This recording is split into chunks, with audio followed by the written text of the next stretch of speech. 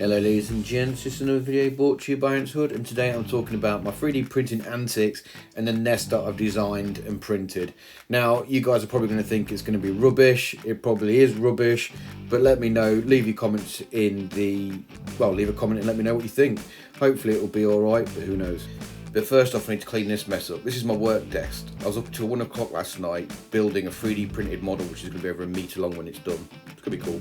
Now, as any designer would tell you, and bearing in mind I'm no designer, you need to have an idea of what you want to achieve. So I did a bit of brainstorming.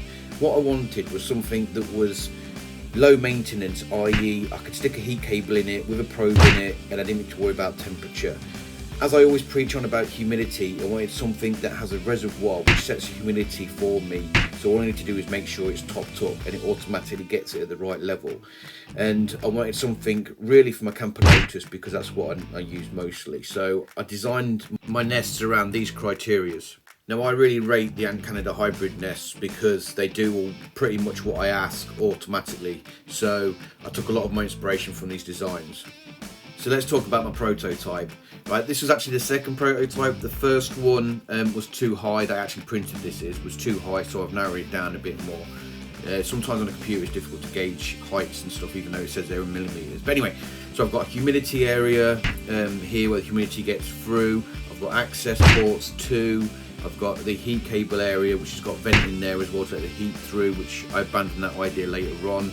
I've got rectangular chambers because that's kind of stuff they have when they're in the wood nests, but they're far too big and I've got an uneven ground level as it were, but I developed that a little bit more as I move on to my other nests.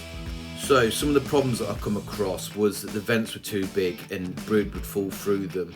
The chambers were just way too high, way too big, watts wide, size wise in width.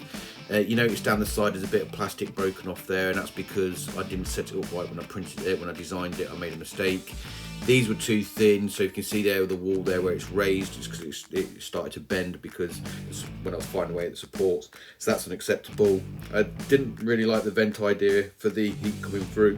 So when I experimented later on, I seen that the heat would still transfer even without the vent, so I got rid of them. So I took some bits away from that and came up with my Type 2 prototype. Now, as you can see here, the vents are still too big. I changed the shape but made them worse. I've extended the venting area because I didn't get the humidity that I wanted from the last one. It was too narrow, so I've made more venting area so more humidity can get in there to get the desired effects that I wanted. I've made the chamber slightly narrower as well because I was just huge in the last one, and I've raised it in the middle. Now, I've got an idea behind this one, the concept, but I'll talk about that in the next nest. I also got rid of the top vents because, generally speaking, I didn't really need them, but hey ho. I made the excesses on the side bigger so they'll fit my larger tubes, which I tend to use anyway, but I can customise them for whatever I want. The venting area was larger because I didn't get enough humidity. I just got too much in this nest, so I changed it again. The plastic warped here where the heat cable was in contact with it, which is because the walls are too thin. So I don't know why in this nest, but I made the walls thinner, but I'll rectify that in the next nest. And I also forgot to put the port for the heat cable in. So I've got the port here, but as you can see, the surround is too thin, and when I was taking out the support, I broke it. So I rectified that in the next nest as well. As I was still testing for humidity when I took these pictures, it's in its full get up with the hydration tray at the bottom, nest in the middle, and the lid on top. Now, this is the new nest inside. As you can see, where the heat cable is, the wall's a lot thicker, and that's because to stop the warping. I've also put a stand in there because I have to fold the cable in on itself. I have to do this with the Ant Canada nest as well, so it's not too much of an issue for me, but I've put stands in there, a bit of a H-shape kind of thing really, so the cables can keep separate from each other and efficiently, is the word I'm looking for, heat the rest of the nest.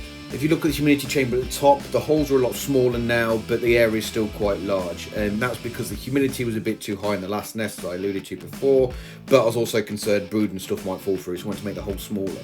But by doing that, I've lowered humidity as well, which is great because it's at the levels that I want, and I'll show you that in a second. Also, if you notice as well, I've made the walls thicker on the chambers itself as well, just to give it that extra support and strength. Now, if you look at the picture, you'll see that the left-hand chambers are deeper than the right-hand chambers, and they kind of go up in steps. And the reason is that right-hand chamber area there, I've made them purposefully, and I call them the Queen's Chamber. And the reason that is because people have a tendency, sometimes myself even, especially in my early days anyway, as soon as I got a nest I wanted to move the queens in.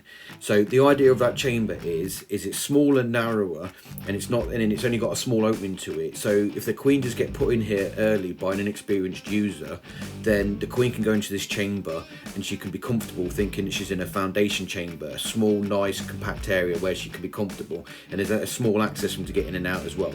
Yes, they'll use the rest of the nest as a rubbish area, but that's the joys of putting queens too early into nests that are too big anyway. But this will hopefully settle it down and get her nice and happy to start producing eggs to grow anyway. That's the idea behind it. Does it practically work? I don't know, never tested it.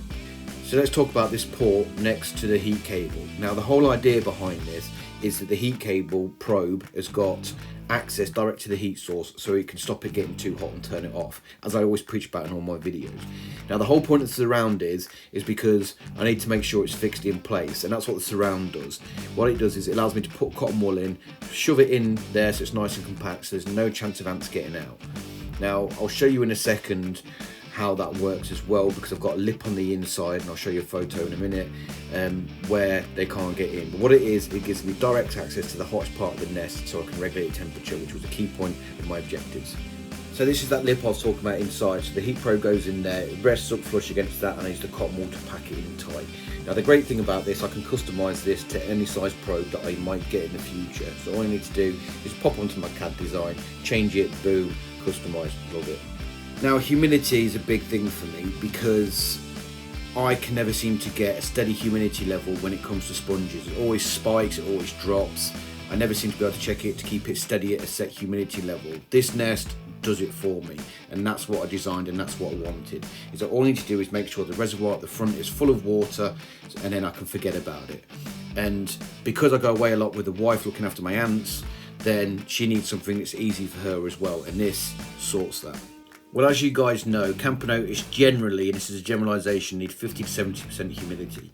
So I needed to take that into consideration when designing my nest. As you can see from this picture here, right at the top, pretty much over the top of the humidity vent, it's around 66% humidity, which is pretty much bang on. The temperature's about right as well at 24 degrees furthest away from the heat source, so that's about right for the Campos, so quite happy with that too. Now if we look at the second most important part of the nest as well, which to me is the queen's chamber, it's pretty much in the middle of the nest as well, and that's in at 54 at 25.6 degrees when the heat's set at 27 degrees. So that's not too bad either, fairly comfortable for the ants, good humidity about mid-range, good heat. Probably a bit on the colder side for laying eggs, I'd like it around 26 degrees, but it's still doing alright, so quite happy with that too. Now the area close to the heat source is still sitting around 51%, 50%, which is pretty good. Not too dry, at the drier end of it, but it's nearer the heat source. It's kind of what you'd expect, to be fair, so pretty happy with that too. Still not without its issues though, because if you see here, it's still too bright in the nest area as well. Now when I put a Lego Technic box on it, just because it was the only box I had to hand, yes, I'm still a child, and I look in it then, it's pitch black, so I know that the lid is too transparent, too much heat getting through. So what I might do is reprint that, but 100% fill, so hopefully light won't get through it then. It's got a nice big area at the front to hydrate it with, so you can keep the levels high, and it's very easy to see, so it's visible. So when it's low, I know I need to hydrate. And then in the middle of it, I've put some hydration medium, which is cotton wool for me, stuck it at the end under the vents, so it can hydrate the nest efficiently. My other projects that I've been working on as well are feeder trays. You can see at the front they're still work in progress, and my liquid feeders at top. My liquid feeders are actually for sale. I've got them on Facebook Marketplace, I've got them on Instagram as well, and I've got them on eBay. Now if you want to avoid the eBay costs of 10%, then by all means contact me on Facebook and you'll get them for 10% cheaper. And obviously just jump onto my Facebook group Ants Hood, or my Instagram Ants Hood, and then message me and I'll sort you out. Now my thought process behind the liquid feeders was that I wanted something that was a bit thicker and a bit more robust than the biformical ones, which tend to break on me quite easily and get ripped to pieces by ants. So I made them thicker and stronger.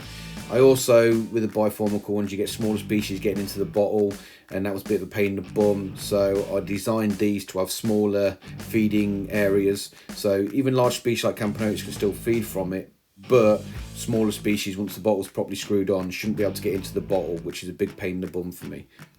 Not only that though, I've got so many Biformica bottles and not enough trays that I wanted replacements. Now I looked everywhere for the Biformica replacement trays and you couldn't get them, so I just designed and built my own so they fit their bottles. Now I have been informed by the Biformica chap which commented on one of my videos saying that if you need replacements, just contact him and you'll get replacements for them. So there you go, but mine are like 10 quid cheaper. Matt. Oh, and if you want just the trays and not the bottles that I provide, then by all means just ask me for the trays and I'll sell you them too. Now I've been selling these for about a month or so and I've had some feedback, and some of the feedback is that larger majors can't get access to it. Now they've got media workers, so they would like collect it and give it to the majors, so it's not a major concern for me at the moment.